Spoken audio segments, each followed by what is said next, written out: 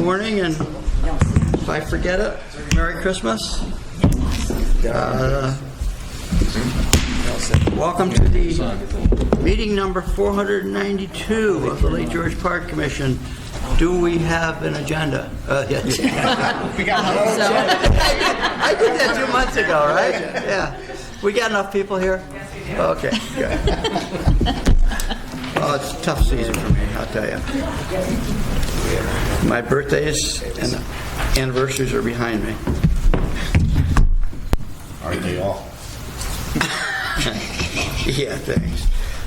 Minutes of the previous meeting, approval of the minutes. There has been one amendment, as I understand it. The location of Cook Bay has been changed to Harts Bay in Ticonderoga. It's Hart Bay. If you're going to talk about Hart Bay, no S. No S. It's Cook Bay, no S. Hart Bay, no S. The Cook Bay, I don't know where that came from. So the minutes that are on the laptop, as I understand it, are the old edition, but the correct edition refers to Hart Bay with Dr. Cook's comments. The Cook Bay, by the way, was where the campsite is, not over at Hewlett's. I don't know what's over at Hewlett's. Well, I live in Cook Bay. So we are working on the minutes versus a debate about the geography of Lake George, which you two can speak up after the meeting. To approve the minutes. Motion made. Second.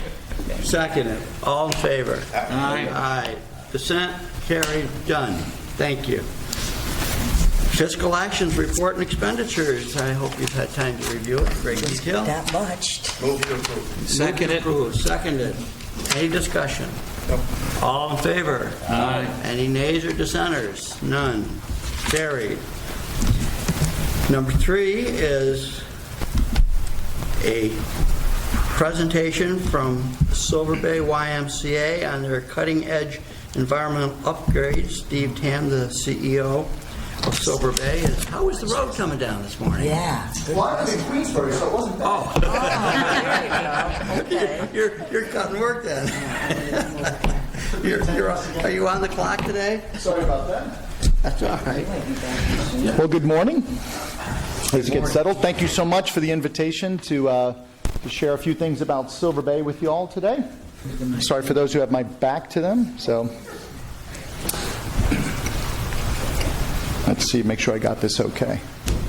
So what I wanted to do a little bit today, what I thought might be interesting, I'm just going to do a real brief history and background of Silver Bay YMCA in case anyone here isn't too familiar with who we are, what we do, how long we've been around, some of the environmental projects, which I think you'll find interesting, and then if time allows, I'll take a few questions. All right?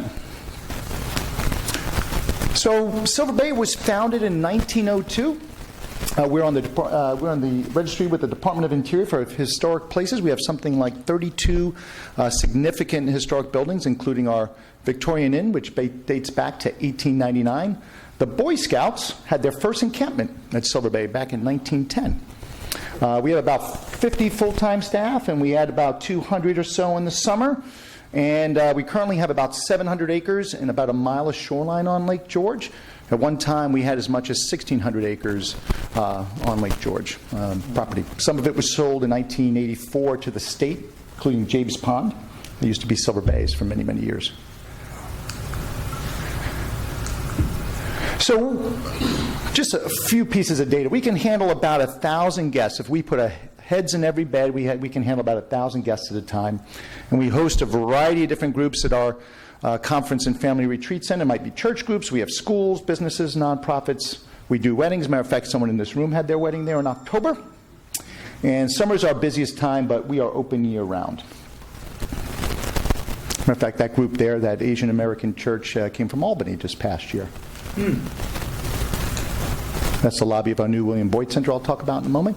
We've won a few awards. We've been recognized recently in New York Times and Better Homes and Gardens a few years ago as one of the top 10 places to hold a family reunion. We won Best Resort from Adirondack Life a few times, and were recognized by another magazine for Best Place to Have a Family Reunion. And then, because we are YMCA, we're not a for-profit conference center. We do a lot of community work. If John McDonald was here today, he could tell you a little bit about our teen center up in Ticonderoga, which is a free program we offer to the teens there. About 55% of the high school population attends our teen center. We have a silver camp in the summer. About 50 kids from Ticonderoga and Hague came this summer at no cost. We run a respite ministry for clergy. It's a free getaway. Our donors pay for that. We have a cancer respite program. We partner with Hudson Headwaters and Glens Falls Hospital, the C.R. Woods oncology unit there. And for folks who are struggling with cancer, get away for a few days for no cost. That's Silver Bay. Wow. We run a youth and government program covering a number of school districts from Ticonderoga all the way down to Queensbury. We have a military R&R program, again here. It's paid for by our donors. So men and women who've just come back from deployment, either on their own or with their families, looking to reconnect and just kind of get away, they can do that at Silver Bay for free. And then for folks who are, just say underprivileged, have economically challenged, they can come to Silver Bay as well. Something called Vacations Made Possible at no cost as well. That's our new William Boyd Center, which opened up in 2018. It has a new kitchen and dining room. It's about 43,000 square feet. It's got 22 rooms with its own air conditioning and balconies that really capture, most of the rooms capture wonderful view sheds of the lake and the mountains. And we have a year-round conference room, and it can handle about 350. So if you're ever looking for a place to hold a meeting or a board meeting, you can come talk to us. First question to you. Yeah, well. So maybe a few things, I'll just pause here for a moment. Some environmentally things about this building that's interesting. On the back end of this building, we have green roofs to capture some of the rainwater. On the side of the building, we installed some permeable pavers to capture and slow down rainwater as well as part of our stormwater management, which I'll talk about in a moment. And the building is just below LEED certification. We didn't go for LEED certification for the simple reason that we're not in a metropolitan area where you gain a lot of points for being LEED certified, like public transportation and things like that. So, oops, let's see. There we go. That's one of our views from our boathouse. So what I want to talk a little bit about in more detail today is some of the environmental projects we've done over the last few years. These are all taking place since 2015. I'll go into a little bit of detail. So that is an old aerial shot, actually shot from an airplane before drones were available. And you can see here, that's where our main parking used to be, right there on that field, we've referred to as North Field. And you can get a sense that it's rather close to the lake. And we all know that cars like to do certain things like drip fluids that are not necessarily good for the environment. Well, in 2015 through 16, we relocated the parking further away from the water, and so located up in that area there. And what's interesting about that relocation project, which took a few months to do, it was the first LID certified project on Lake George by the Fund for Lake George. So included a number of stormwater management components, and and it was a nice thing to be able to take the cars away from the lake. Now that was the first phase of some of the environmental work we were going to be doing. Whoops, that went a little too fast. If we talk about stormwater, what you may or may not know is there's two public roads that run through our property. The one on the top there, right about, that's Route 9N. And then that road there, that's Silver Bay Road. And of course, when we first opened, you couldn't drive to Silver Bay. The only way you would get there would be coming by boat and coming to our dock there.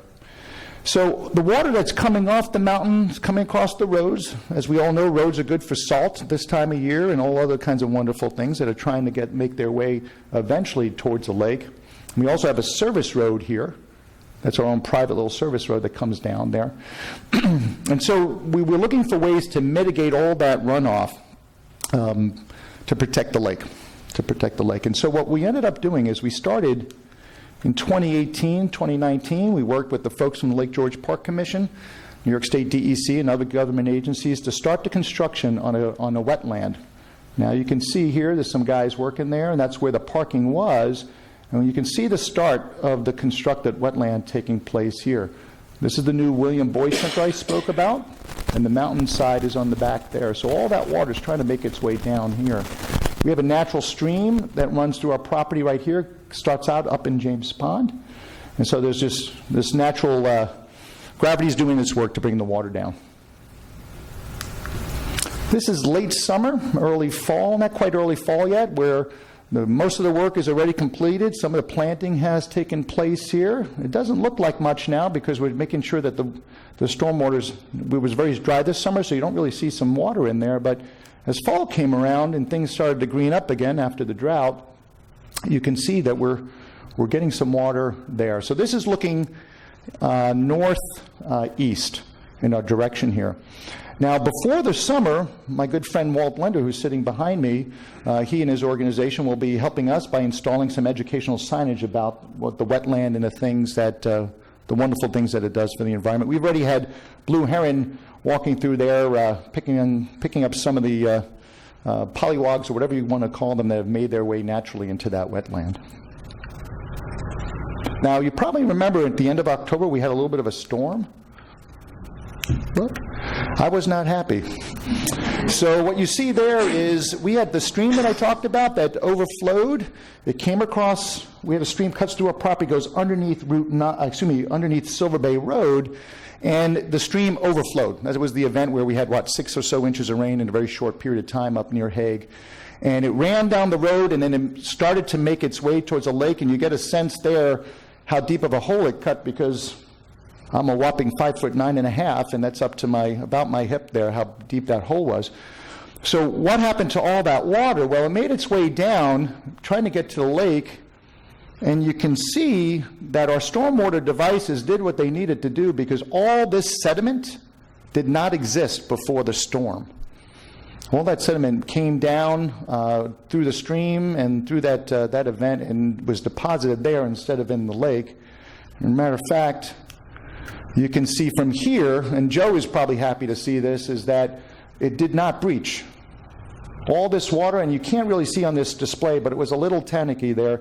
There's a little bit on the brownish side, is that the constructed wetland contained all that water. Remember a few pictures ago how empty it looked?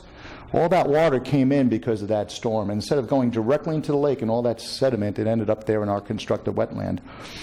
Now, the plants that we have planted there, we're hoping they'll survive the flood. They're supposedly designed to withstand all the water, and as over the next, our wetland specialist tells us, over the next 12 to 24 months, those plants will find its equilibrium, start to grow, and do all the work that they're supposed to do to filter out sediments and things like that.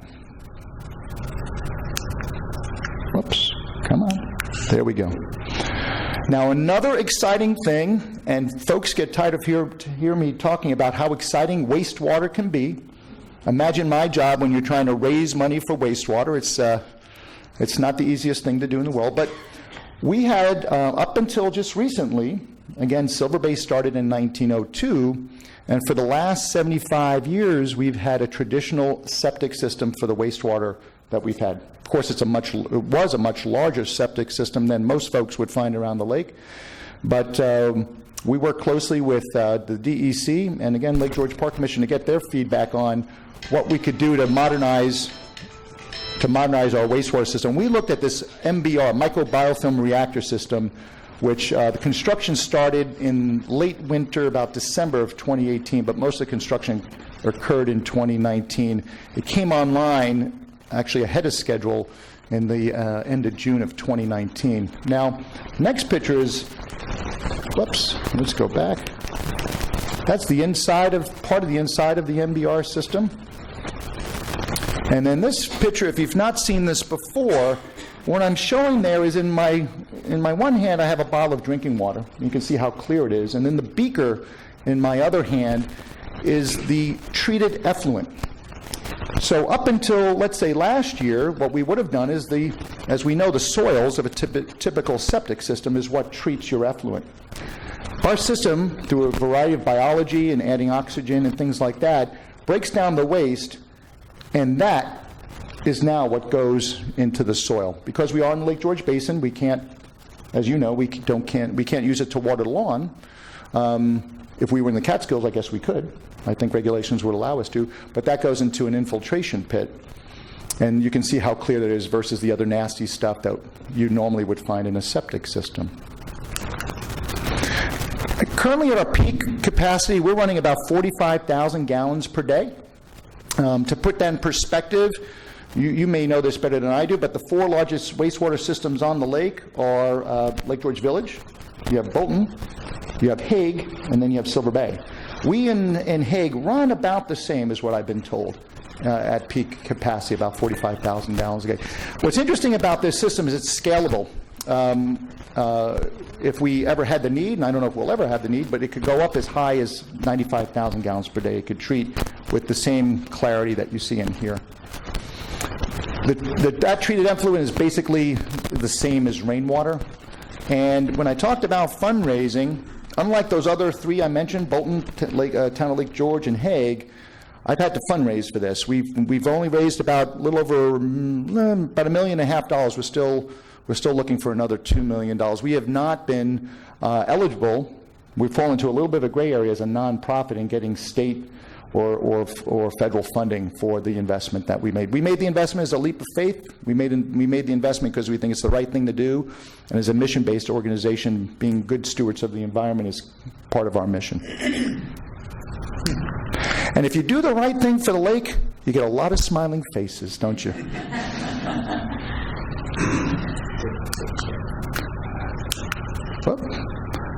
It doesn't want to advance now. It just wants to keep looking at these guys. There we go. So as I'm wrapping up here, just a cute little thing here. Obviously, that picture's a few years old. It goes back to 1905. To put this in perspective, this is where the constructed wetland is right now. It's in here. And that's a little bit about our mission. And you can see that one of the things that we're looking to do from our desired impact is to make sure that we're teaching folks about how it is, what it is, and how to be a better steward of the environment. So I think at this point, I'll take pause, and if there's any questions, that maybe I can answer. Those aren't the same people that immediately proceed. I won't comment on that. You know, there's a song out there that you could get a penny of its slaves. There you go. That's right. Except I don't own the rights to that one yet. Steve, did you deal with the tennis court up in Montreal? Yeah, so the tennis court, we have clay tennis courts, and we're actually we're fundraising against that right now to do some work, hopefully either in the spring or in the fall of this year, based on our efforts on that. Yep.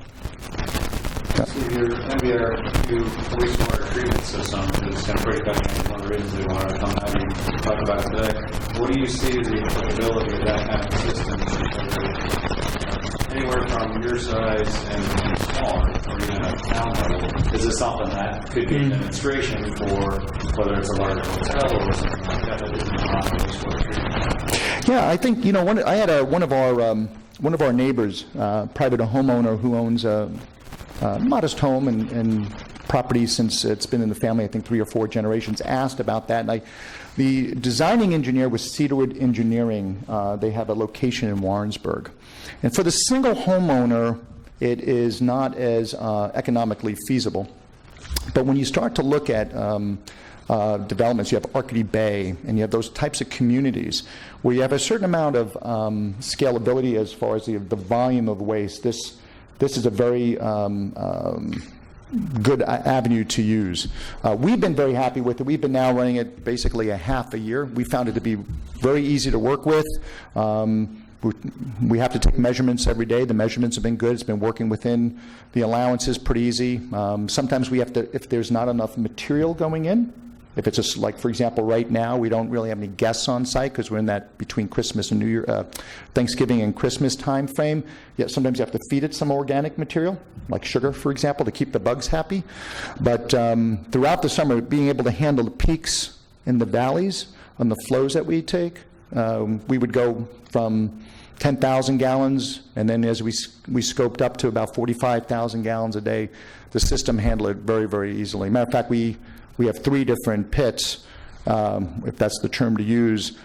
We were using 2, and then we would rotate them and let one sit for a little while. So I don't know if I answered your question, but I guess how do you settle on this technology as a combination of cost and efficiency? yeah, it was a bit when we started to look at some of the let's say options that were out there. You saw the building in a previous photo. Let's see if I can get back to it for a second. So the footprint itself is not that large. Making sure there was no smells. I'll look to Mark and I'll look and I'll look to Dave, they were standing on that top area here while it was operating, and that was just after summer ended. So we still had quite a bit of volume in there, and there's no odor. And so that was a big thing for us. We wanted to make sure that it was something that was going to last not just 5 years or so, but that's something that was going to be viable for a number of years. And this system has a very good track record on longevity. And even though it's not so new technology, but it's new in the area. I think there's up in Region 5 in the DEC, I think there's 1 or 2 operating to a smaller degree, like a trailer home park, I think is one. But there was a variety of factors, and I think for us what was really critical is that we were going to be good stewards of the lake. That was very important to us as well, is that the high quality of the output after the effluent was treated. So. Steve, you have, how many people do you have employed there? Yeah, so my maintenance team is about 7 or 8 folks, and I've got at the end of, in a few weeks, we'll have 3 people who are certified on that system. Right now I've got 2, we'll be doing a 3rd one, just so we have redundancy, right? Because we check on it, every morning it gets checked on. It has its own backup power, so in the North Country, especially up in the Hague area, losing power is not unusual, summer or winter. And so this has its own dedicated backup power. And what's interesting about this is that our facilities director can monitor this system from home through her cell phone. And so she can see if the system goes down, she can see the volume that's going through and a variety of other things. So it's high tech, but it's also very easy to use. Does that make sense? Yeah. But she has to go through the licensing requirements, et cetera, to conform with DEC and the other regulations. But it's been working fine for us. So did I answer your question? Okay, great. So our drinking water comes from Lake George. We have our own. We also operate our own freshwater plant. So we take water from Lake George. We have a slow sand filter, and that's we work with the New York State Department of Health on that, and it's that's our drinking water. The system here, maybe it's important I should mention as well, is that all the wastewater we have, it's gravity fed down to here. So other than we have one building that's on its own dedicated non-jurisdictional wastewater system, and that's south of our campus. Everything that's on campus goes into this system. Pump stations. We have, because of the topography, so on the north part of our property, I won't go back this slide, but on the north side of our property, there's something we call it Oneida Bay, and the slope of that comes up like this, and then it goes back down again. So we do have a pump it up for it to go back down. So we have I don't know, is it an E1 pump? I'm not. Yeah. I'm scary. I might know enough just to be dangerous on the title. So if I'm not using the right terms, forgive me. So. One of the things Is there a certain amount of water you have to run through that system function? There probably is. I couldn't tell you what that is, though, honestly. Yeah. That's a technicality. I'm not sure. Yes, I'm sorry, Mark? That the MBR's Excel ad is biological oxygen demand, which is a factor in growth and vegetative growth. It's dissolved, and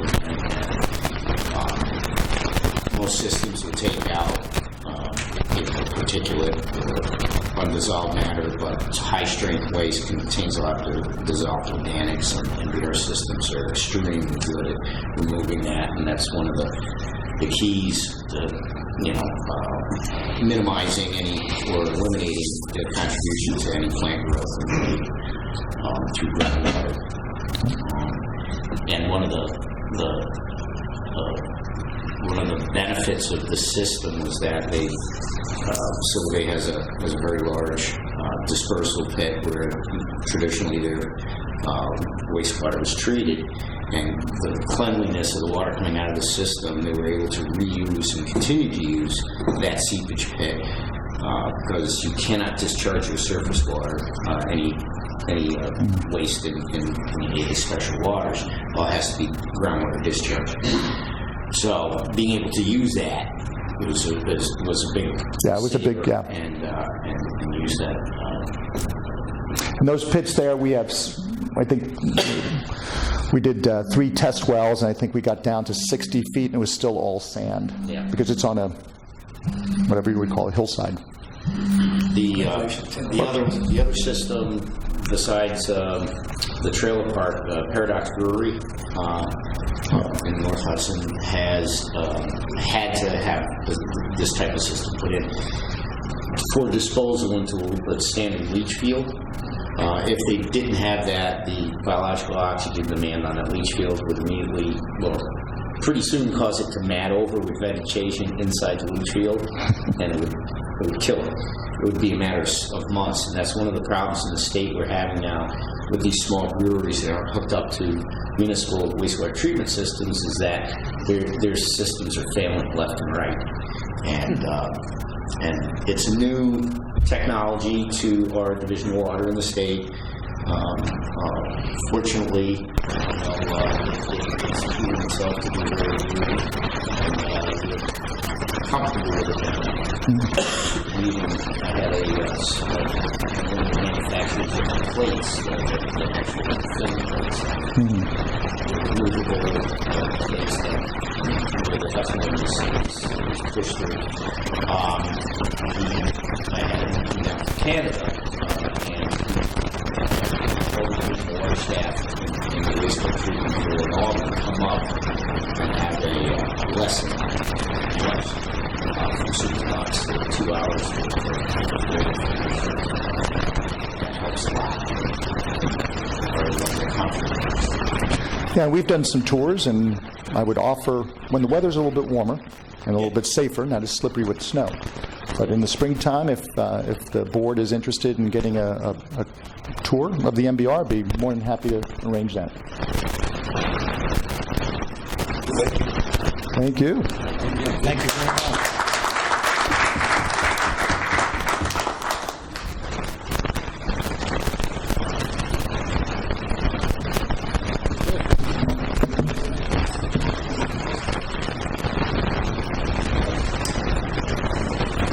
It's interesting because back in the late 80s, early 90s, Killington Ski Area wanted to use their system for incorporating into their snowmaking process as the end product.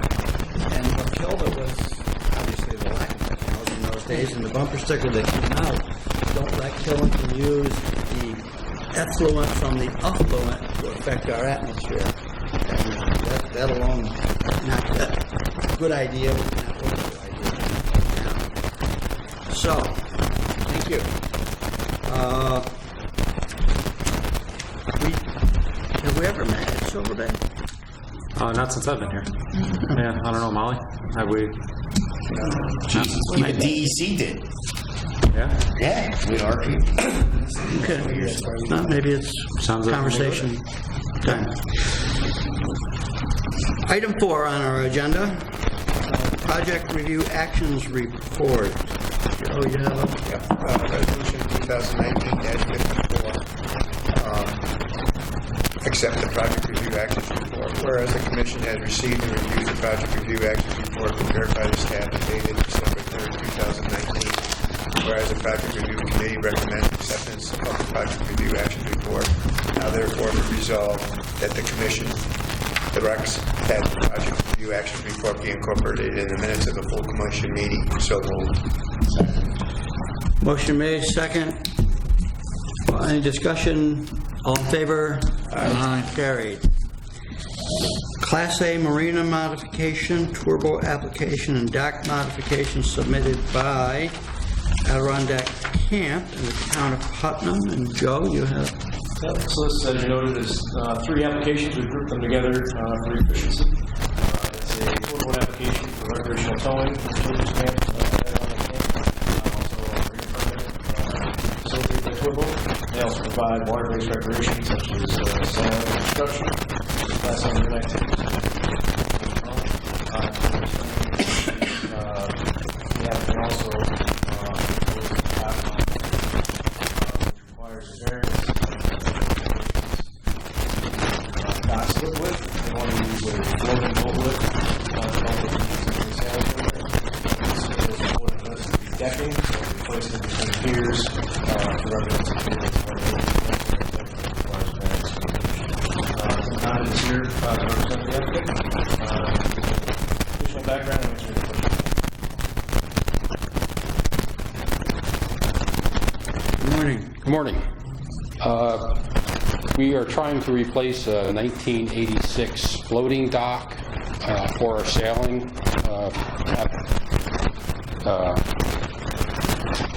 usage. We had several little floating docks that were sort of working, but their age has stopped them. We have approximately 4,000 feet of lake footage, and talking with Joe, he was able to explain how I could consolidate for a less visual impact. Rather than putting multiple docks out, we were able to consolidate our sailing where it's always been. It helps us on looking after the kids. For the Department of Health, we have certain ratios that so many kids can go out with so many staff. And so by consolidating our sailing area, which is the variance, that's how we worked out those floating spaces. It's like a personal watercraft float that we can pull our smaller boats up on. That's what we're doing, trying to do anyway. Okay. Thank you. Tim, are those floaters in the North Bay or the South Bay? They're in the South Bay. Thanks. Yep. Anybody here to speak on this subject? Joe, any additional comments? I don't think so. Obviously, this is an existing use. This is something we've been trying to find today. Silver Bay came in 2 years ago with their marina permit for water-based recreation. We reached out to the Adirondack camp to do the same. And also, we've been trying to get a better handle on the tour boats. The PVs on the lake, they've got several of those that brought it to our attention. So it's honestly, it's been an existing use. Looking at the surrounding area and the recreational use study, it doesn't appear as though marine uses are going to have a significant impact, on the local resources in the community. As far as the dock application, generally we try to steer people away from variances.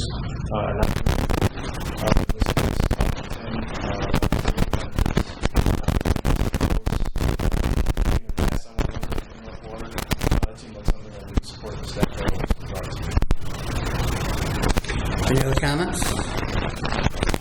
We have a resolution. Yep.